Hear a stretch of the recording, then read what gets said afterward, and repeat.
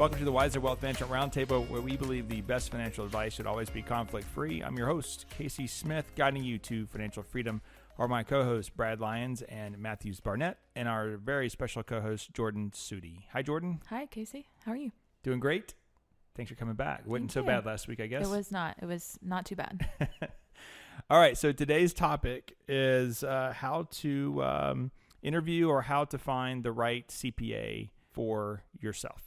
I'll share maybe a little bit of my personal journey. I wasn't looking for a CPA for me. I was looking for a CPA for 100 people.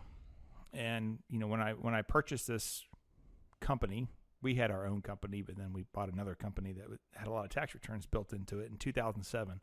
Great time to buy a financial services company, by the way, in 2007. Nerves were tested for a couple of years. We had an in-house person, and we started growing at a pretty good rate, and the in-house person just couldn't really keep up. And what made it worse was the in-house person wasn't really in-house. It was across town, and I was the middleman, which I'm like, why am I the middle? This doesn't make any sense. So I decided to make sure someone was physically here, and that search took us through two people who were very nice people, but unfortunately it just didn't work out because we didn't align with service. So phone calls weren't getting returned, emails weren't getting returned, or it was slow. Mm-hmm. It was cheap comparative to the rest of the marketplace. What they were charging was relatively inexpensive, but it wasn't the right kind of service. And I knew Michael Sudi, kids go to school together. He's always been held in high regard for his service. And we finally convinced him to take on not only myself, but the client base as well. And that's how we got started with your firm. I don't know if you knew that story or not. Now you know it. I did not. Thank you for sharing. But yeah, so for me, you know, he has you, he has David, you have people that are supporting you guys. Mm-hmm. You guys are very busy, but if one goes down for the count, I feel like that I've got a team. Yeah. So for me personally, it was important that I worked with a CPA who understood my business and understood even the personal side, but then also that there was a group of people that if something were to happen, then we could keep going. I wouldn't be all of a sudden having to interview new people. Right. Much is the same way how we operate financial planning and asset management as a team. It's not just the Casey show, but Brad and Matthews are here, and Emily are here as well to help move plans through, review meetings through. It doesn't take it's not just me. We're too big. I can't do this by myself. Well, essentially, I think what we're trying to say is that hiring a CPA and creating a relationship with them to go forward, to prepare taxes and to review all this information is a relationship that can last a very long time. And it's not a commodity relationship. You can't just transplant one for another every year and expect to get the same results, okay? Mm-hmm. CPAs, like all other service industry firms, have specializations. They have a business plan, a business model, and they try and attract a certain type of clientele that fits into that and that they can serve as well, hopefully. Throughout this podcast, we hope to bring out the thought process of how to find the right one for you as a client, right? Being that there are several types out there, everybody has their unique circumstances in their financial lives. You know, finding the right CPA can be a very positive effect on your overall financial picture. Well, you mentioned in the last podcast, it's not transactional like a lot of people think of just filing the taxes. Right. It's a very proactive, relationship-driven process. So it is very important to find somebody that you are comfortable with and can grow with as your lifestyle does as well. So Jordan, walk me through your process. How would you choose a CPA? Good question. So if I'm thinking of from my experience when we have clients come in and kind of interview us, the questions that I like the most are, tell me about yourself, tell me about your background, tell me what kind of work you do and the kind of clients you work with each and every day. Those are questions that I really enjoy getting, and I enjoy hearing Michael answer them and David answer them and now myself answer those questions. And so I really think that you have to kind of go off a little bit of intuition. You know, how do you feel about this person? Do they feel like somebody you can trust? Because you're giving them a lot of your personal information, you know? So you need to be able to trust this person and know that they come from a strong track record and background and that they can handle whatever it is that you're throwing at them. Trusting someone, you know, yes, it's the same way in industry, financial services. Unfortunately, you can trust people who just don't have the right skill set, because sometimes trust is being deemed as nice person. They're a nice person, I can trust them, or they're a good person, but it doesn't mean their toolbox is built for what's at stake, right? I think that the first question I would ask is, do you have an experience in my industry? For instance, in my industry, I don't think there's really any reason why a wealth management firm would have R&D credits necessarily, unless they were experimenting with artificial intelligence and designing their own planning or something. But you guys do some R&D credits, right? Right. Yeah, for sure. So that would be mostly what, manufacturing and design, I guess. Yes, absolutely. Mm-hmm. So that's important. If you went to a CPA to do R&D credits and they had never done that before, might not be the best fit. that might not be the best fit. Until the 2017 tax changes, airline pilots had a lot of advantages for people who understood the airline industry. Right. For per diem, right? Right.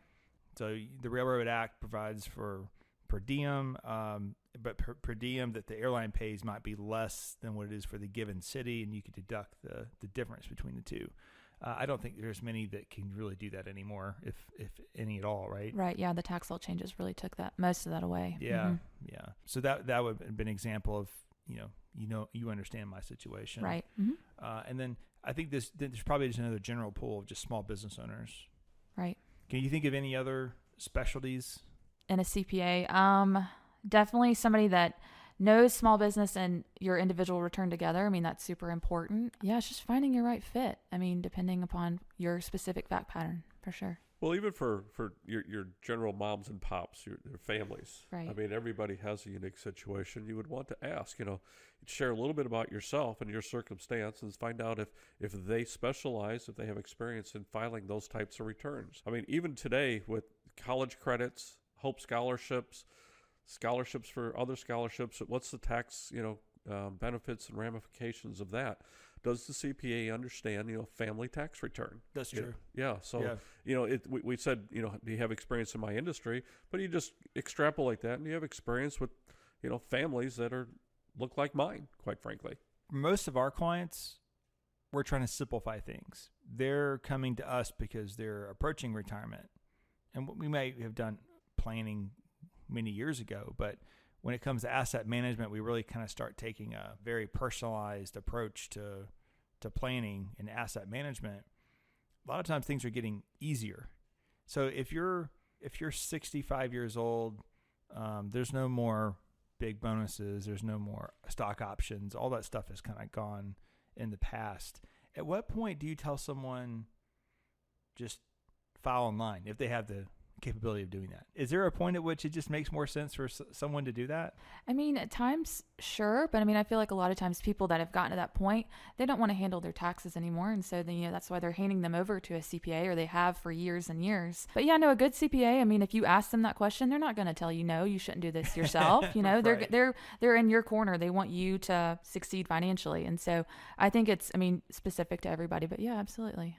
I guess the way I've looked at it is if there's ever an issue, then who's going to handle it?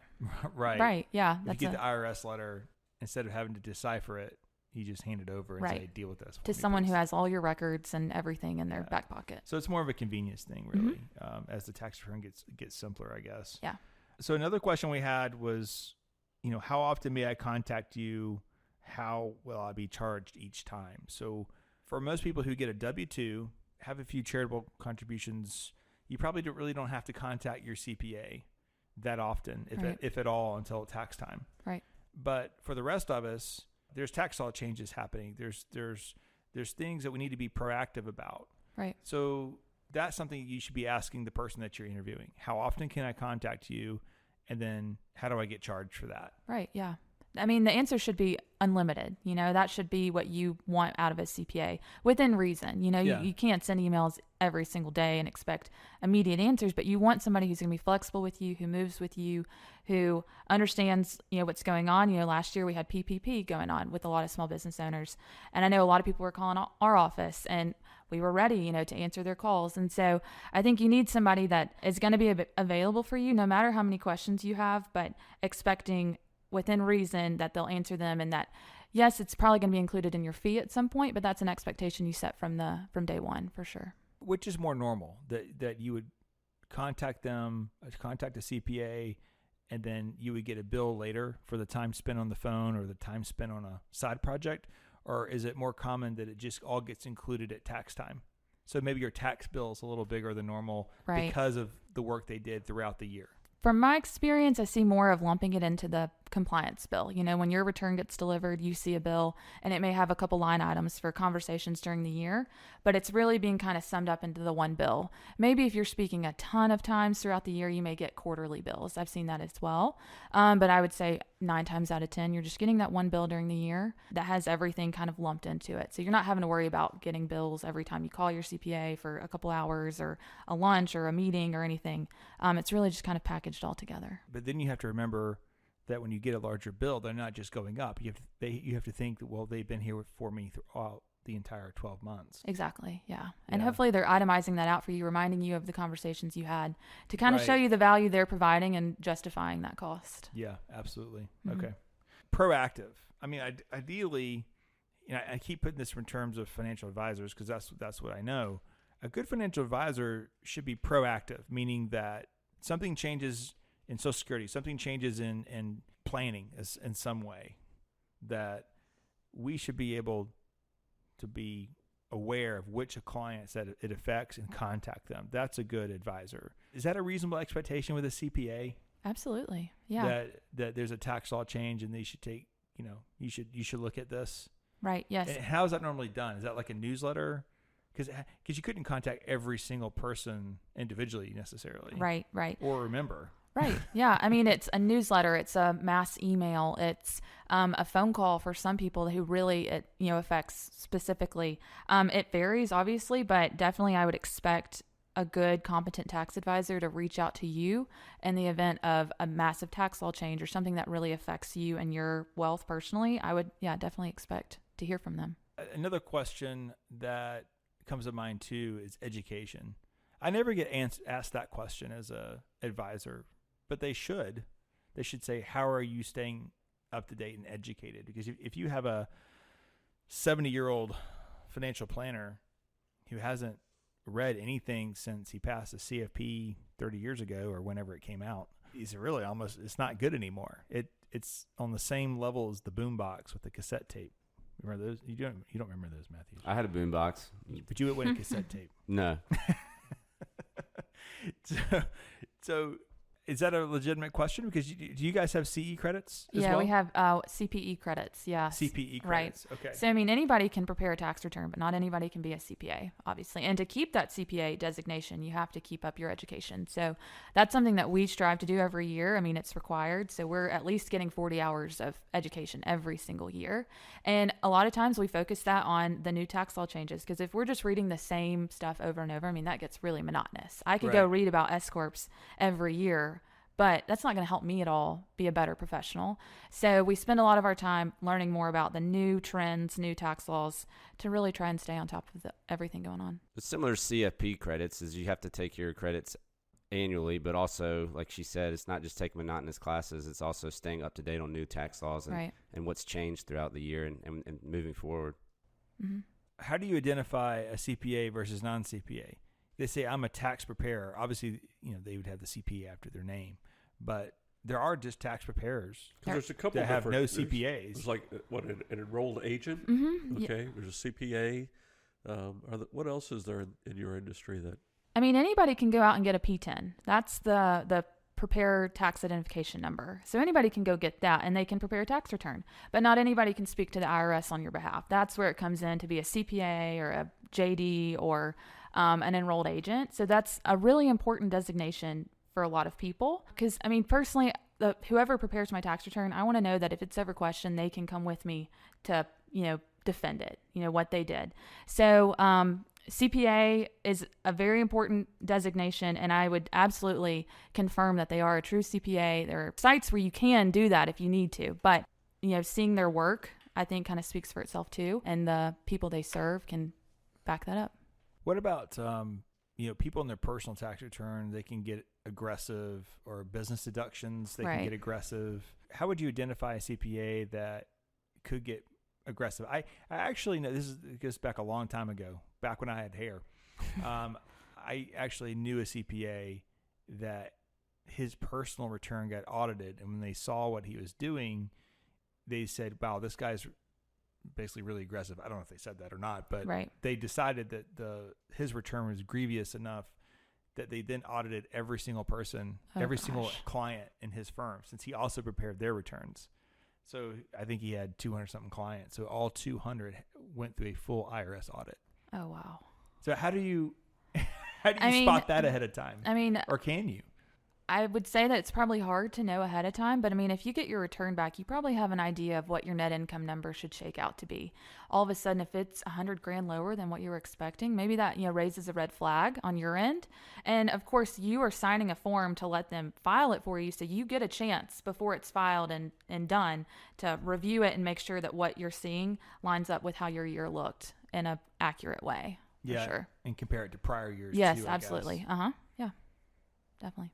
Yeah, I would think that a CPA would be telling you if you're deducting haircuts and asking for those receipts, right? Yes, and we've seen that when we get a new client, we go back and we re-prepare 19 just to see, make sure it's accurate, and then kind of identify trends that they had taken a part of and see maybe if there's any opportunities. But that's another thing. We'll look and see, what did your deductions look like? Oh goodness, that may be a little much there, Mm-hmm. So for sure, comparing to prior year, if you're using a new CPA or reviewing the return you get from a That brings up an interesting point. Mm-hmm. Is it reasonable to bring in a previous year's return and say, of course I will compensate you, but can you review this return to see if you would do it any differently and what it would have looked like? Oh yeah, absolutely. Okay. Yeah, we get that every year. People either bring in a return that someone prepared in the current year and maybe they didn't feel it was accurate, or we'll review prior returns. Either they were self-prepared or prepared by a different CPA, because that's something we're going to do on our side anyways, is re-prepare at least your last year. But if you want more, we'll do more, just to make sure that everything's looking good and in line with the current tax laws and you're taking advantage of things and not taking advantage of too much. I think that's... Going back to my point, I think that could be hard to spot, because emotionally you want the lowest number to pay or the highest number, and so you could get suckered into that whole the gamification of the tax code. Right. Right. I want the most back, because I've heard that before, just in water cooler talk. Oh, I took the CPA and I was getting $2,000 back, but then I tried this other CPA and I got $3,000. And it's like, well, it's not a game. Like, something happened. Right. It could have been something was missed. That's a possibility, right. But it could be that someone was more aggressive. So you got to be careful about that. You do, because you run a risk every time. So you got to be careful. Once you start with the CPA, is there like an industry fee that's standard for a basic tax return? How does that work? Because you think about it, you have your basic tax return, and then it just gets more complicated from there, where you have multiple LLCs because you have multiple rental properties, and then so is it kind of like a car where you go in and it's not so much based on time, but a transmission's 5 hours because somebody wrote a book. It's this thick and says a transmission job is 5 hours. Right. An oil change is 10 minutes or whatever. Does that work that way in the industry? Or is it typically just people are setting hourly rates? I think people are setting hourly rates, and then I see a lot of minimums. People will set, this is what we start at, and we work up from this number. And I think that number varies greatly. But I also think it kind of helps people find the right fit for them, because if they hear a minimum tax return number and it's something that they're like, oh yeah, that sounds good, this might be a good fit. Whereas if they think it's a little too high, then maybe that firm, maybe their work is a little more sophisticated than what this client's bringing to the table, and they would be better served using a different firm. So definitely not, there's no manual out there telling us what to charge. But really it's more of, this is where we start and we move up from here. And if it fits your budget, then let's talk. But if not, there are other options for you for sure. There's people who can file returns in, probably less than an hour because the return's so simple. They're charging $150 to $200, right. And it's just done and out. Right. But I guarantee if you walk in there with multiple LLCs, rentals, depreciation, complications, a business, an S corp, that that person is not the person that should be preparing your return. Right. And they may even quote on it too, because they want the work. They want the but work, they may right. not, they may not be the person that you want doing that return and doing it correctly. Yeah. I see that a lot with clients with small businesses as they grow and get more complicated, and they'll walk in and they don't say this person doesn't know what they're doing. Oftentimes they say this person has told me I might need to look for someone else. They give warning signs. Yes. Like, I'll look this up, but you might need to find someone else to do this return for you. Right. And I think that's a natural shift that happens for a lot of people. They outgrow their CPA, and it's not awkward. It's not weird. It's just something that happens. And so you move on. And we actually had a client we were talking about last week that they started a company with us and they grew to be so big that we had to be like, this is a little out of our wheelhouse now. And they moved on, and that's fine. We want you to get the best service. Right. And if we can't give that to you, then we're going to tell you, I think a larger firm, a more specialized firm would do a better job helping you get the best answer. Yeah. And I think that's probably just a good professional that would do that. Plus there's liability for you guys as well. Exactly. Yeah. If you're outside your normal wheelhouse. Right. People come into our firm and they want the highest rate of return with no risk. And I feel it's the same way in tax preparation. I want the highest return or lower bill. Right. And I want to pay as little as possible. Yep. Every time. but it doesn't always go hand in hand. So you have to be careful with that. Mm-hmm. Well, anything else anybody else wants to add to this conversation? Since there's so many people at the table today, I can't make eye contact with everybody at the same time. I think we've hopefully have helped the listener have some ideas on do they have the right person now preparing their returns? 2, how to interview somebody and ask the right questions. And 3, just understand that it's not we're not shaking a ball getting random numbers. There's a method to the madness. There's a method to the madness. Is kind of square peg, square hole. Right? It's not really creative. Accounting is probably not a good thing. Right. Agreed. Yep. But to something that Jordan had mentioned earlier, something about expectations, and so through the interview process and through the relationship, you begin to have expectations, and you want to make sure that the expectations are met by the firm, and by the firm, being able to meet those expectations, that you've chosen the right firm. So it's a nice mesh when it occurs. Right. Yeah. And we've started giving people, formal proposal letters now, just so that the expectations are clear, because that's the easiest way to be disappointed, is to not understand expectations up front. So with a clear path forward, I think it just sets the stage for a good relationship going forward. All right, guys, good topic. Look forward to next week, where we're going to talk about the benefits of donor advised funds. We have a great guest coming on board for that podcast. So until then, make it a great week. Thanks for listening to the Wiser Roundtable podcast. We hope you enjoyed it. Make sure to subscribe wherever you're listening. That way you don't miss out on new episodes. Head to wiserinvestor.com and reach out if you have any questions. We would love to hear from you. Today's episode was produced and edited by Lilton Moore. Wiser Wealth Management Incorporated is a registered investment advisor. Information presented is for educational purposes only and does not intend to make an offer or solicitation for the sale or purchase of any specific securities, investments, or investment strategies. Investments involve risk and, unless otherwise stated, are not guaranteed. Be sure to first consult with a qualified financial advisor and/or tax professional before implementing any strategy discussed herein. Past performance is not indicative of future performance.